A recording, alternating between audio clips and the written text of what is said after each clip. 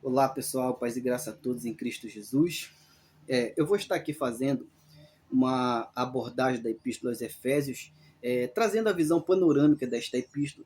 Visão panorâmica é a compreensão do todo desta epístola, não em pormenores, ok? Mas o que a epístola no seu todo quer dizer, ok? Para você que estuda, para você que prega, eu creio que será de suma importância para o auxílio da sua fé, para que você aí seja um pouco mais orientado com respeito à palavra de Deus, ok? Então, quando a gente lê o Novo Testamento, a gente percebe o seguinte, que o Novo Testamento ele trata de dois aspectos da fé cristã. Por exemplo, ele vai tratar em como nós somos redimidos por Deus, e o segundo aspecto é, por exemplo, como nós, como redimidos, devemos viver diante de Deus. Então, esses são os dois aspectos que o Novo Testamento vai tratar. E a Epístola aos Efésios, ela é uma miniatura disso.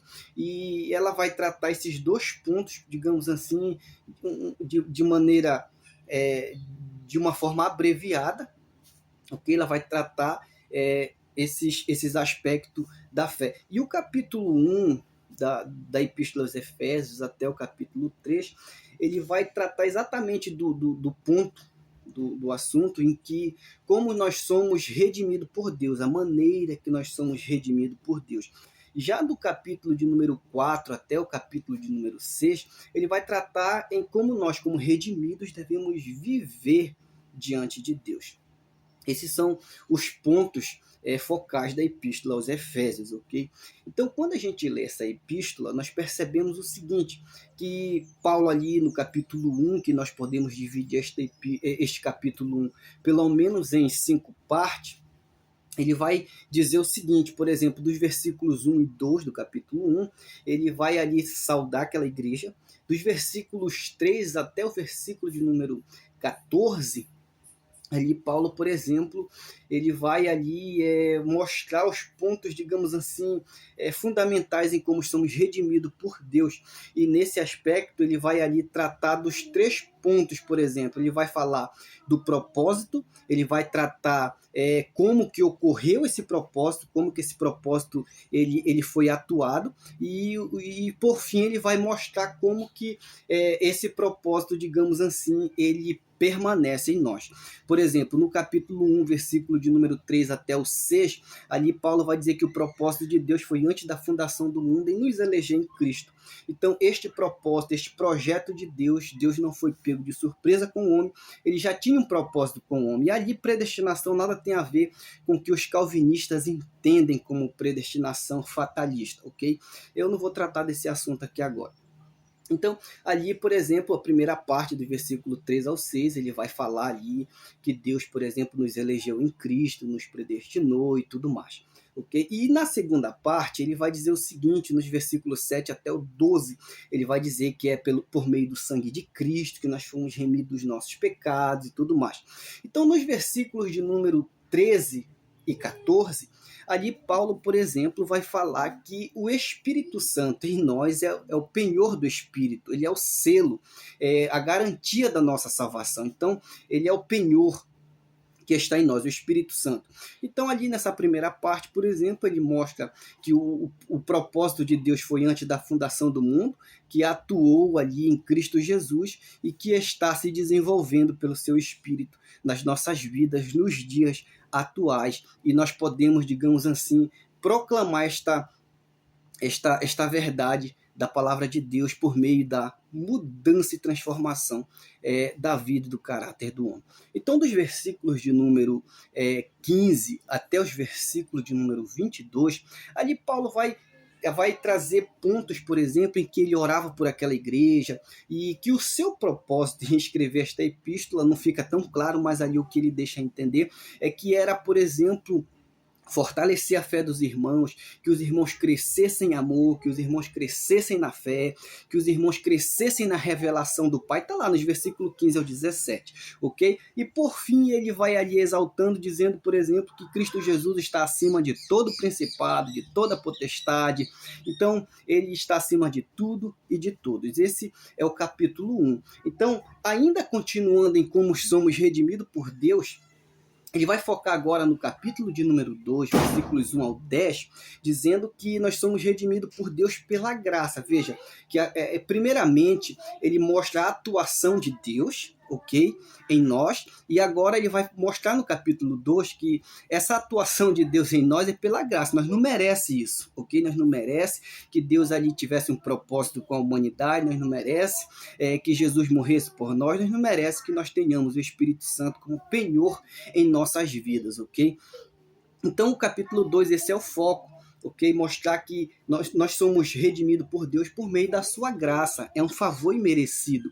E ainda, continuando nos versículos 11 ao 15, Paulo ali, por exemplo, vai focar em mostrar, por exemplo, o seguinte, que outras pessoas também, elas estão sendo salvas e chamadas por Deus de igual modo, pela graça de Deus, tanto judeu quanto gentil. Então, não somente nós, mas como também outras pessoas, judeus, gentil, quem quer que seja, e também está sendo chamado por Deus, e em Cristo nós somos um. Então, nos versículos 16 até os versículos 22 do capítulo 2, ali Paulo, por exemplo, ele vai focar em mostrar ali, por exemplo, que em Cristo Jesus nós somos um corpo, tanto judeu quanto gentil, nós somos um só corpo, que é a igreja do Deus vivo, ok? Então a igreja de Deus não é o prédio, no contexto bíblico, a igreja de Deus é exatamente essa união dos irmãos. Então, aqui ele foca e fecha o capítulo 2, mostrando em como somos redimidos. Então, no capítulo 3, nós vamos perceber o seguinte, que o apóstolo Paulo, por exemplo, ele vai dizer no versículo 1 que ele é prisioneiro, e depois no versículo 2 ele intensifica a sua apostolicidade, mostrando que ele era apóstolo, mas tudo isso que ele faz no versículo 2 do capítulo 3 de Efésios, mostrando que ele era apóstolo, trazendo a garantia do seu apostolado, intensificando com ousadia essa afirmação. Então, ele vai mostrar nos versículos de número 3 até os versículos de número 7 o seguinte, que ele, digamos assim, tem autoridade, porque a ideia é essa, ao intensificar sua apostolicidade, a ideia é essa, mostrar que ele tem autoridade para então ensinar a igreja do Senhor. E com isso ele intensifica a doutrina da unidade entre judeu e gentil, em que nós temos que ser unidos, tanto judeu quanto gentil. Porque há uma barreira de separação, até mesmo nos dias atuais, ok? Entre judeu e gentil. Então, quando Paulo, por exemplo, ele vai escrever esse capítulo aí de número 3, ele vai focar nesses pontos aí, em intensificar até os versículos de número 13, ok? E então, quando ele entra nos versículos 14 até o 21, o foco de Paulo é o seguinte, é em mostrar que o Espírito Santo, ele, digamos assim, fortalece o nosso homem interior, mas ele fortalece o nosso homem interior com certos propósitos. Então, o propósito dele fortalecer o nosso homem interior é o seguinte, versículo de número 16, Efésios 3, versículo 16 e 17. O propósito de fortalecer o nosso homem interior é que nós, digamos assim, o Senhor Jesus habite no nosso interior. O propósito dele fortalecer o nosso homem interior e que nós sejamos influenciados pelo Espírito Santo é que nós, digamos assim, sejamos fundamentados. Fundamentado significa doutrinado no amor a Deus e ao próximo. Está lá no versículo de número 18 e 19, ok? E ainda nesses versículos de número 19, o foco paulino ali, ele vai focar em mostrar que o Espírito Santo fortalece o nosso homem interior, exatamente para que o amor de Cristo cresça em nós. E ele fortalece o nosso homem interior exatamente para que nós sejamos cheios da plenitude de Deus. Então esse é o foco paulino. Quando ele conclui o versículo de número 20 e 21 do capítulo 3 de Efésios, ele vai dizer: aquele que é poderoso para vos guardar, ele diz assim, aquele que é poderoso para vos guardar, ele faz não, muito além do que nós pedimos e pensamos. Veja bem, ele é poderoso para vos guardar e fazer muito além do que pedimos e pensamos. Então, quando ele conclui esse versículo 20, ele entra no versículo 21, a ele a glória. O que Paulo quer dizer com isso? Paulo quer dizer o seguinte, que essas obras que nós operamos para Deus, em Deus, que são manifestadas em nossas vidas, essas obras, nenhuma delas é mérito nosso. Nenhuma delas nós devemos ter a honra da glória disso. Então, todas as obras para Deus e em Deus, a glória é do próprio Deus em nós, ok? Então, esse é o foco de Paulo. Então, quando ele conclui o capítulo 3, ele está com esta ideia ali, concluindo, dizendo que tudo que nós fizermos que seja para a glória de Deus e que Deus seja glorificado em nossas vidas. Esse é o foco cristocêntrico do que ele está escrevendo no capítulo 3. Então, quando ele entra no capítulo 4, ali nós vamos ter um desdobramento nesta epístola até o capítulo de número 6, ok? E nesse capítulo 4, por exemplo, até o capítulo 6, agora Paulo vai mostrar como nós, como redimidos, devemos viver. Então, veja bem, a primeira parte ele foca em mostrar como nós somos redimidos por Deus. A segunda parte ele vai mostrar em como nós, como redimidos, devemos viver diante de Deus. E nesse aspecto, do capítulo 4 até o capítulo 6, ele dá conselhos práticos para a igreja. Ok? Ali, se você ler o capítulo 4, versículos 1 ao 7, você vai perceber, por exemplo, que ali Paulo ele fala sobre a unidade da igreja. Então, nós devemos ser unidos, devemos viver em união. Ok?